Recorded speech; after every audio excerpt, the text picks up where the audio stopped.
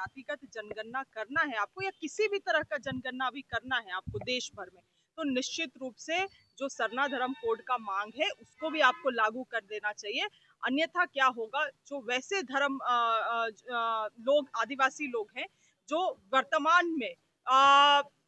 सरना धर्म का पालन कर रहे हैं, उनके पास कहीं भी कोई कॉलम नहीं बचेगा मार्क करने के लिए, तो जबरन उनको हिंदू मुसलमान ईसाई में करना होगा। तो ये भी जो उनका मौलिक अधिकार है उसका हनन होगा, तो निश्चित रूप से होना चाहिए। मोदी जी से भी आज मुलाकात हुई, क्या अनुभव उन्होंने साझा किया उनके विदेश दौरे को लेकर? देखिए, माननीय मुख्यमंत्री जी अपने विदेशी दौरा से लौटे हैं और बहुत सारी चीज़ों को उन्होंने खुद अपने से देखा है, अनुभव किया है और उनका अब मार्गदर्शन का आवश्यकता पड़ेगा हम लोगों को, विभाग को, राज्य को, और उन्हीं सभी चीज़ों में चर्चा थी आज। और आप लोगों को मालूम है कि हाल ही फिलहाल दिनों में हम भी हैदराबाद से लौटे हैं, तो हमारी भी जो अनुभव रही है और जो अब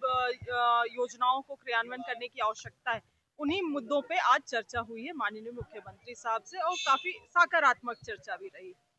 6 तारीख की रैली ऐतिहासिक होगी झारखंड कांग्रेस की। हम लोग पूरा प्रयास कर रहे हैं, झारखंड पीसीसी पूरा प्रयास कर रहा है कि इस कार्यक्रम को हम लोग ऐतिहासिक बनाएं, क्योंकि ये केवल कांग्रेस के नजरिए से अहम नहीं होने वाला है मगर पूरे देश के नजरिए से भी बहुत अहम है, झारखंड के भी नजरिए से अहम है। हमारे राष्ट्रीय अध्यक्ष श्री खड़गे जी भी पहुंच रहे हैं, हमारे केसी वेणुगोपाल जी भी इस कार्यक्रम में पहुंच रहे हैं, तो हमारे ऊपर हमारी भी जिम्मेवारी बड़ी है कि इस कार्यक्रम को हम लोग सक्सेसफुल करें। और जो संविधान बचाओ महारैली ये कार्यक्रम हर एक राज्य में अभी किया जा रहा है, इसका एक मैसेज, उचित मैसेज लोग गांव घर में लेके जाए। मैम, इसके अलावा जो जिस तरीके से केंद्र की सरकार ने जातिगत जनगणना का निर्णय लिया है, इसी के साथ अगर सरना धर्म कोड का भी मसला सुलझ जाता तो बेहतर होता इस जनगणना में। देखिए, आदरणीय राहुल गांधी जी लगातार जातिगत जनगणना का मांग उठाते रहे, वो हर एक मंच में उठाए, जहां उनको मौका मिला उन्होंने इस बात को रखा। और हमें मतलब जो कैबिनेट से निर्णय लिया गया है केंद्र सरकार के द्वारा कि वो जातिगत जनगणना कराएंगे पूरे देश भर में और ये सेंसस का एक पार्ट रहेगा, ये